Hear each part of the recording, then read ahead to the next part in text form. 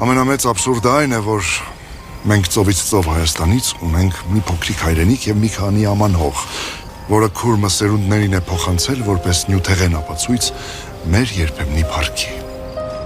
Անհեթեթություն,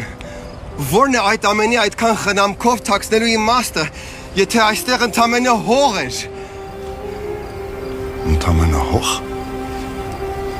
Ընդամենը հող։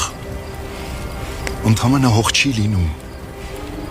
Չի կարող լինել ընդամենը սար կամ ընդամենը ձոր։ Դա կոչվում է հայրենիք։ Առանց հողի չկա հայրենիք։ Հետևաբար չկա ազգ եւ չկա ինքնություն։ Այս ամաններում մեր դարավոր անձնագիրն է։ Մենք ենք մեր իրական դեմքը։ Այս ամաններում իրեղեն ապացույցն է, որ հայերը այս հողում ապրել են հազարամյակներով եւ ապրելու են, որովհետեւ սա հայերի տունն է։